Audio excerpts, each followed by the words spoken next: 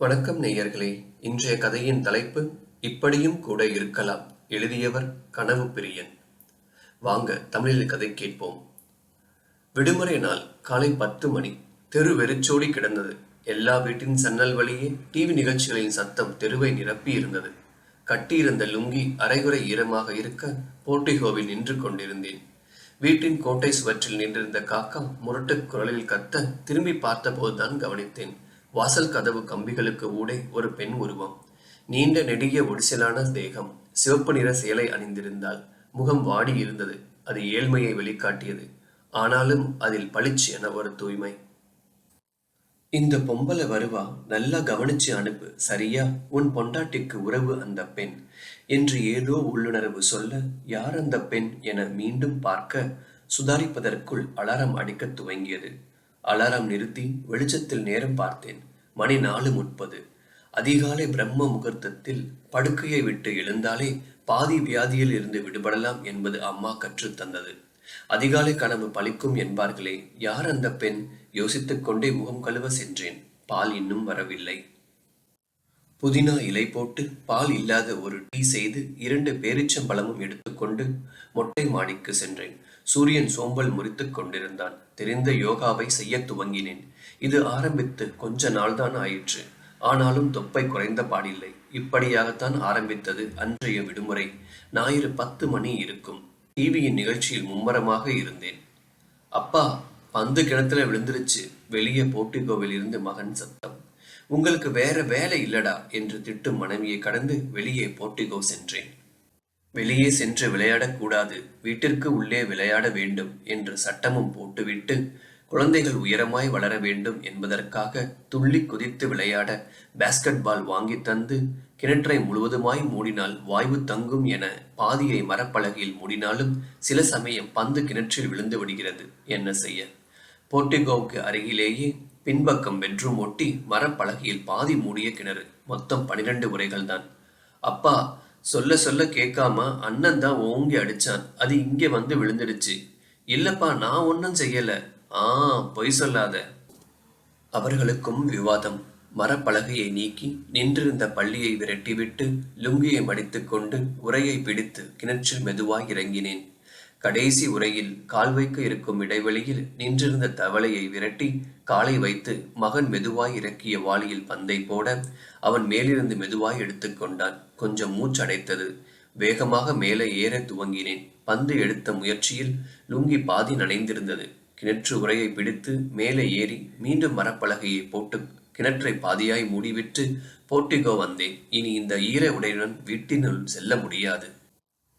டேய், உள்ளே போய் துண்டு எடுத்துட்டு வா என மகனிடம் சொல்ல அவன் உள்ளே சென்று விட்டான். வீட்டு கோட்டை சுவற்றில் இருந்த காகம் கரைய திரும்பினேன். வாசலில் ஒரு பெண் சிவப்பு சேலை அணிந்து நின்றிருந்தாள். கனவில் கண்டது நினைவில் வர வேகமாய் சென்று கதவை திறந்தேன். என்ன வேணும்? யாரை பார்க்கணும்? பதில் இல்லை. அங்கும் இங்கும் தெருவை பார்த்துவிட்டு மீண்டும் மௌனம் அந்த பெண் முகத்தில். மனதில் என்னவோ தோன்ற, சாப்பிடுறீங்களா என்றேன். தலையசைத்தாள். கதவை திறந்து உள்ளே வாங்க என்றேன். மெதுவாக உள்ளே நுழைந்தாள். பரப்பி கிடந்த செருப்பை எல்லாம் காலால் விளக்கினேன். வீட்டையே பார்த்த வண்ணம் உள்ளே வந்து நின்று கொண்டாள்.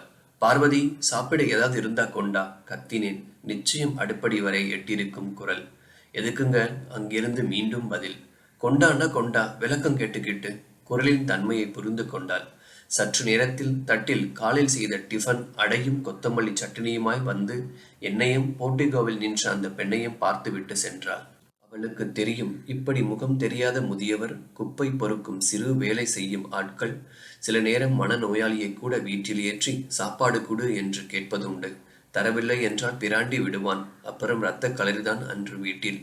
சமாதானமாக நேரமாகும் என அவளுக்கும் தெரியும். அதனால் ஒரு கையில் தண்ணீர் சொம்பு, மற்றொரு கையில் டீ என மனைவி மீண்டும் வந்தாள். அந்த பெண்மணி சாப்பிட்டு முடித்திருந்தார். ஒன்றுமே பேசவில்லை. ஏதோ கட்டுப்பட்ட பொம்மை போல் எல்லாவற்றையும் செய்து கொண்டிருந்தார். அவள் சாப்பிட்ட பாத்திரங்களை எல்லாம் அகற்றிவிட்டு செலவுக்கு காசு வேணுமா என்றேன்.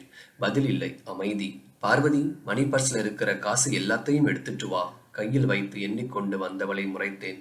இந்தா வச்சுக்கோங்க. வாங்கவில்லை. சும்மா வச்சுக்கோங்க, நீங்க யாருக்காவது கொடுங்க. வாங்கி கொண்டாள்.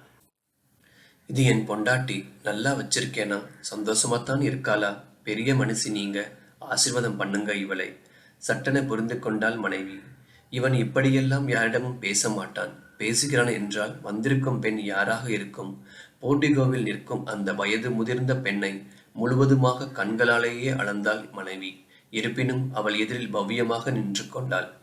தலையில் கை வைத்த அந்த பெண்மணி மனைவியை கண் விலக்காமல் பார்த்து கொண்டே இருந்தாள். ஒரு நிமிடம் சலனமற்ற அமைதி. சரி, கிளம்புறீங்களா என்றேன். கையை அவள் தலையிலிருந்து விலக்கிவிட்டு என்னையும் அவளையும் குழந்தைகளையும் முழுவதுமாக ஏற இறங்க பார்த்துவிட்டு ஒன்றுமே சொல்லாமல் கதவை திறந்து வெளியே நடக்கத் தொடங்கினாள். பெருமூச்சு விட்டுக்கொண்டேன். வாசல் கதவு திறந்தே கிடந்தது. யாருங்க இது என்றாள் மனைவி ஆச்சரியமாய். கண்ட கனவை சொன்னேன். வேகமாக வீட்டின் உள்ளே சென்ற மனைவி போன் எடுத்து அவள் தந்தையிடம் பேசத் துவங்கினாள். அப்பா, அம்மா எப்படி இருப்பாங்க? என்னம்மா திடீர்னு கேள்வி? என்ன விஷயம்? சொல்லுங்க. ஒல்லியா இருப்பாங்களா? ஆமா. சிவப்பு கலர் சேலை பிடிக்குமா? ஆமா. தலைமுடி நீளமா இருக்குமா? ஆமா. புருவம் பக்கத்துல மறு இருக்குமா? ஆமா. நான் அப்புறம் போன் பண்றேனப்பா.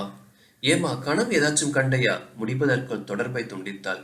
வேகமாக போர்டிகோவுக்கு வந்தவள் வாசல் வரை சென்று வந்தாள். தெருவில் யாரும் இல்லை போலும்.